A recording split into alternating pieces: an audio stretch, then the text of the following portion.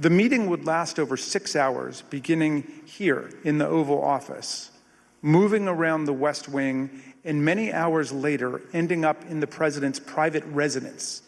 The Select Committee has spoken with 6 of the participants, as well as staffers who could hear the screaming from outside the Oval Office. What took place next is best told in their own words, as you will see from this video. Did you believe that it was going to work, that you were going to be able to get to see the president without an appointment? I had no idea. In fact, you did get to see the president without an appointment. We did.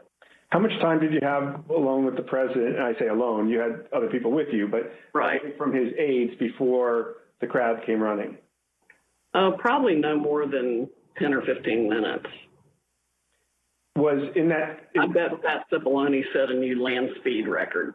I got a call either from Molly or Hirschman that I need to get to the Oval Office. So that was the first point that I had recognized. Okay, there was nobody in there from the White House. Mark's gone. What's going on right now?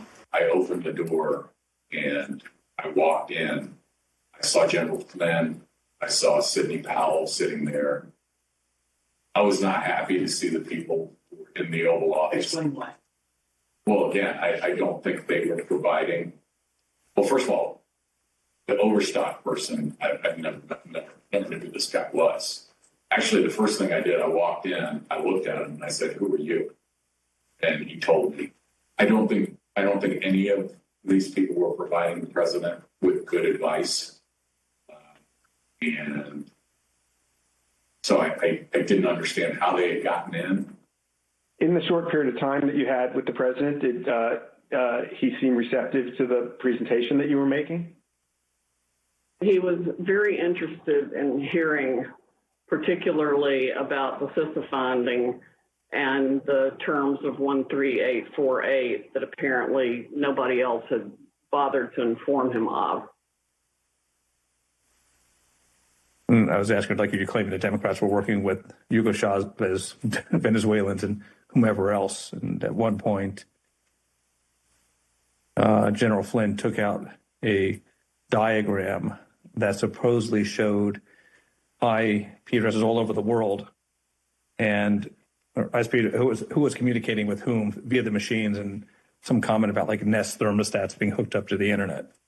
So it's been reported that during this meeting, Ms. Powell talked about Dominion voting machines and made various election fraud claims that involve foreign countries such as Venezuela, Iran, and China. Is that accurate? That's true. Was the meeting tense? Oh, yeah. It was not a casual meeting. Explain.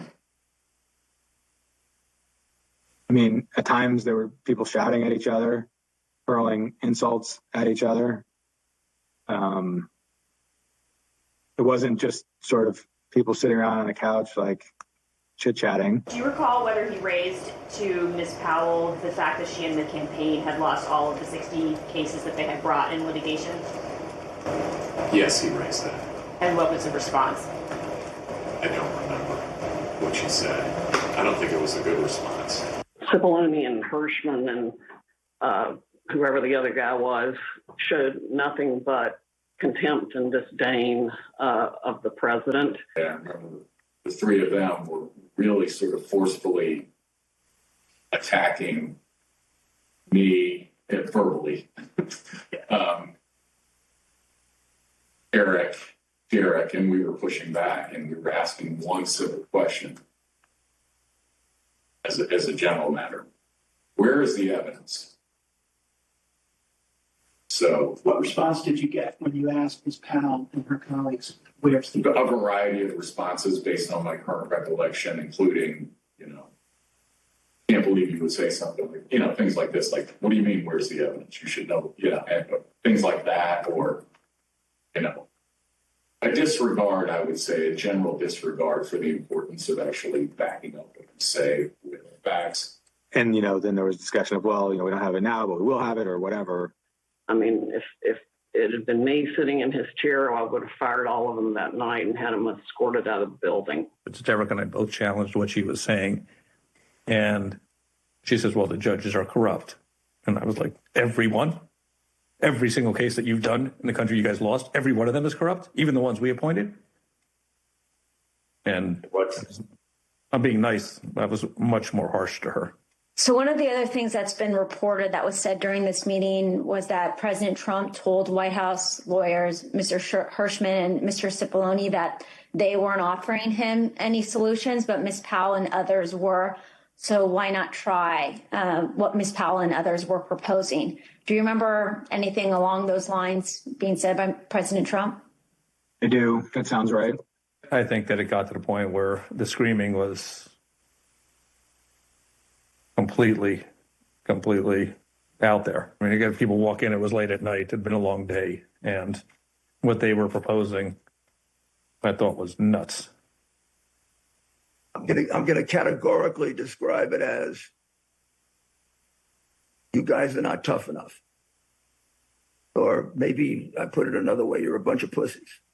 Excuse the expression, but I'm almost certain the word was used. Flynn screamed at me that I was a quitter and everything, kept on standing up and turning around and screaming at me. And then at a certain point I had it with him. So I yelled back. Either come over or sit your effing ass back down. The president and the White House team went upstairs to the residence, but to the public part of the residence, the big parlor where you can have meetings in the conference room. Oval. They call that the yellow oval? Yes, exactly, the yellow oval office. I always called it the upper. And I'm not exactly sure where the Sidney group went. I think maybe the Roosevelt room. And I stayed in the cabinet room, which is kind of cool. I really like that. All by myself. At the end of the day, we landed where we started the meeting, at least from a structural standpoint, which was Sidney Powell was fighting, Mike Flynn was fighting. They were looking for avenues that would result in President Trump remaining President Trump for a second term.